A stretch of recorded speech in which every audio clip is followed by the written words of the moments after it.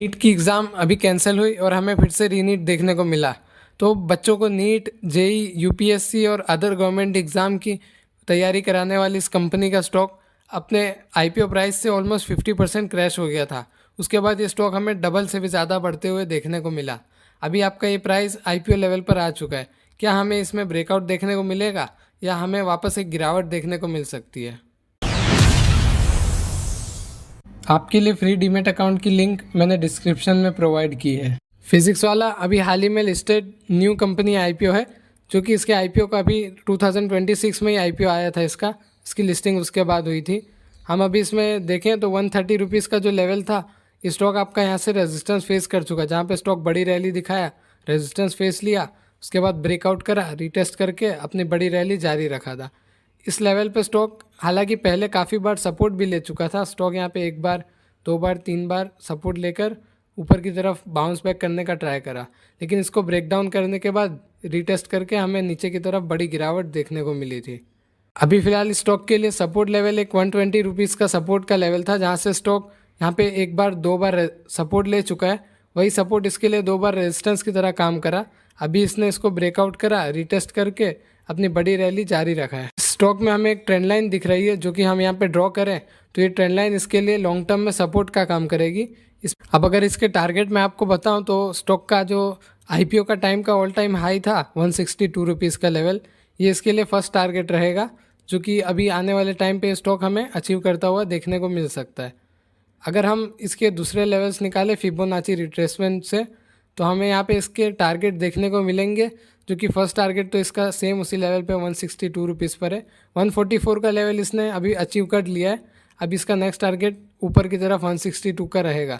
इसके अलावा long term में हमें 213 रुपीज़ का एंड उसके भी ऊपर 296 रुपीज़ का टारगेट देखने को मिलता है। इस कंपनी का आरएसआई अभी कुछ टाइम पहले जब स्टॉक में गिरावट हुई थी 80-90 रुपीज़ के लेवल पे, तब इसका आरएसआई ओवरसोल्ड जोन में था 20 के आसपास। इसके बाद एक बार 30-35 पर भी था, जब स्टॉक का प्राइस 90 रुपीज़ पर ट्रेड कर रहा था। वहाँ से हमें आरएसआई भी ऊपर जाते हुए दिखा और स्टॉक में भी एक बड़ी रैली आई थी। करीब 50% का स्टॉक ने वहाँ से हमें रिटर्न बना के दिया था। डब्ल्यू के काफ़ी सारे ऑफलाइन सेंटर्स भी अवेलेबल हैं, जो कि विद्यापीठ और पाठशाला नाम से जाने जाते हैं। ये अहमदाबाद में आपको मणिनगर, सैटेलाइट और गोता में, चांदखेड़ा वगैरह में इनके ट्यूशन देखने को मिल जाते हैं। ये जेई के लक्ष्य बैच हैं, जो कि 2027 के हैं, जो कि 4900 रुपीज़ में अवेलेबल हैं। ये गुजराती, हिंदी, इंग्लिश, बांग्ला और अदर लैंग्वेज में भी आपको प्रोवाइड कराते हैं। नीट ड्रॉपर के लिए यकीन के बैच हैं, जो कि 2.0 यकीन 2027 है। यहाँ पर भी आप 5000 रुपये, 3500 रुपये देकर हिंदी, इंग्लिश और गुजराती मीडियम में पढ़ सकते हैं। तो ये इनका पीडब्ल्यू स्टोर है, जहाँ पर हमें जेई, नीट और यूपीएससी की बुक्स एंड मॉड्यूल्स देखने को मिलती हैं। इसको आप यहाँ से परचेस कर सकते हैं। इस कंपनी का मार्केट कैप 43,000 करोड़ का है। ये अभी फ़िलहाल लॉस में है, जिस वजह से हमें इसका स्टॉक का पी और पीजी रेशियो देखने को नहीं मिल रहा है। अभी स्टॉक की आरओसी 4% की है, आरओई बहुत ही ख़राब है, नेगेटिव में, दोनों ही हमें बहुत ख़राब देखने को मिल रहा है। डेप्ट टू इक्विटी रेशियो अच्छा है 0.23 का। बुक वैल्यू स्टॉक की 15 की है, जिस वजह से प्राइस टू बुक वैल्यू 9 का निकल कर आता है, जो कि ओवर वैल्यूड है। प्रमोटर के पास अच्छी खासी होल्डिंग है 72% की। 0% स्टेक प्रमोटर का प्लेज है, ना ही इन्होंने कोई अपनी होल्डिंग घटाई है। फेस वैल्यू 1 रुपये पर ये स्टॉक अभी 149 पर ट्रेड कर रहा है। इस वाला का नाम आपने काफ़ी बार सुना होगा, जो कि इस बार ये नीट कैंसिल भी हुई, इसमें भी आपको देखने को मिला। ये जेई और नीट के कॉम्पिटिटिव एग्ज़ाम प्रोवाइड कराते हैं, साथ में यूपीएससी और बैंकिंग एंड फाइनेंस के भी इनके कोर्सेस रहते हैं। बिजनेस हम देखें तो ये इंडिया के लीडिंग एडटेक स्टार्टअप हैं, जो कि अलक पांडे सर ने फिज़िक्स वाला यूट्यूब चैनल से इसको स्टार्ट करा था 2014 में। यहाँ पर ये फिज़िक्स पढ़ाते थे। इसके बाद इन्होंने आगे एक्सपेंड करा और अभी फ़िलहाल इनके पास 303 ऑफलाइन सेंटर्स हैं, जो कि 166 रेजिडेंशियल हॉस्टल भी हैं इनके पास, जायलम ब्रांड के नाम से। पीडब्ल्यू विद्यापीठ के इनके पास 112, पाठशाला के 78 और अदर सेंटर 47 है। सब्सिडरी के भी कुछ 66 सेंटर हमें देखने को मिलते हैं। इनका बिजनेस मॉडल ऑफलाइन और ऑनलाइन और हाइब्रिड तीनों तरीके से ये प्रोवाइड कराते हैं। ये इकलौते ऐसे हैं जो कि इस बार तीनों में अवेलेबल हैं। आकाश एलन आपके ऑफलाइन में है, वेरांडा लर्निंग ऑनलाइन में अवेलेबल है। इनके पास 4382 से ज़्यादा बुक्स हैं इनकी कंटेंट लाइब्रेरी में, और 8.66 मिलियन क्वेश्चन बैंक है।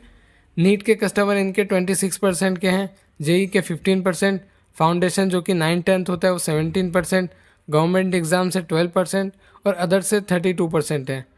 अगर हम टोटल एम्प्लॉय देखें तो करीब 18,000 इनके पास एम्प्लॉय हैं, 6,000 फैकल्टी हैं, 13 एजुकेशन कैटेगरी में ये अपना कंटेंट प्रोवाइड कराते हैं। नंबर ऑफ़ पेड यूज़र इसमें 2.43 मिलियन है। रेवेन्यू इनका ऑफलाइन चैनल से 53% और ऑनलाइन चैनल से 47% आता है, जो कि ऑलमोस्ट 50-50 है। फिजिक्स वाला का 10% रेवेन्यू दिल्ली से आता है, 8% पटना, 6% कोलकाता, 3% कोटा, 3% लखनऊ और 66% अदर्स है। इनके यूट्यूब पे 13.7 मिलियन आपको सब्सक्राइबर देखने को मिलेंगे। ये अफोर्डेबल कोर्सेज प्रोवाइड कराते हैं। 4,500 रुपये में जेई, 4,800 रुपये में नीट, 18,000 रुपये में यूपीएससी की एग्ज़ाम की तैयारी कराते हैं। 3,500 करोड़ का अभी इन्होंने आईपीओ लाया था, जिसमें से 3,100 करोड़ का फ्रेश इशू था, जो कि इन्होंने कैपिटल एक्सपेंडिचर, लीज पेमेंट और मार्केटिंग इंसेंटिव्स वगैरह में, साथ ही में अपनी कुछ सब्सिडरीज में भी इन्वेस्ट करा था। अच्छी बात यह है कि इस कंपनी ने अपना डेप्ट रिड्यूस करा है। वहीं पर नेगेटिव में देखें तो हमें इसका book value, interest coverage ratio और जो इनकम है इनकी, वो अदर इनकम 179 करोड़ रुपीज़ की इंक्लूड है। ये हमें इसमें कुछ नेगेटिव देखने को मिलते हैं। पीयर कंपटीटर्स हम इसके डायरेक्ट लिस्टेड तो नहीं है अभी, वीरांदा लर्निंग, जारो इंस्टीट्यूट, ये आपके इनडायरेक्टली इसको उतना कम्पीट नहीं करते। हालांकि मेजर इसको आकाश और एलन, जो कि आपके ऑफलाइन सेंटर हैं, वहाँ से कंपटीशन देखने को मिलता है। क्वार्टरली रिजल्ट देखें तो इस बार इनके थोड़े घटे थे, 1,082 करोड़ से 919 करोड़ पर सेल्स आ गई थी। ऑपरेटिंग मार्जिन घट के 3% पर आ गए थे। इस बारी इंटरेस्ट एंड एप्रिसिएशन की वजह से नेट प्रॉफिट इनका 102 करोड़ का प्रॉफिट था, जो कि वो इस बारी -69 करोड़ पर आ गया था। ईपीएस भी इस बारी नेगेटिव है। सेल्स इस बार इस कंपनी की ऑल टाइम हाई थी 3,900 करोड़, जो कि ईयरली काफ़ी हमें बढ़ते हुए देखने को मिली है। ऑपरेटिंग मार्जिन भी इनके इम्प्रूव हुए 7% से 9% पे, लेकिन इस बारी टैक्स काफ़ी ज़्यादा लगने की वजह से और डेप्रिसिएशन एंड इंटरेस्ट वगैरह की वजह से हमें नेट प्रॉफिट नेगेटिव में जाता हुआ देखने को मिला, जो कि -243 करोड़ से -24 करोड़ पर आ गया। Compound sales growth trailing 12 month में 35% की है, प्रॉफिट ग्रोथ 87% की है। रिजर्व कंपनी के पास 4,200 करोड़ के रिजर्व हैं। इसने बोरोइंग अपनी लगातार घटाई है, 1,800 करोड़ की बोरोइंग 1,000 करोड़ पर आ गई है, जो कि इसका डेब्ट टू इक्विटी रेशियो काफ़ी अच्छा बनाती है।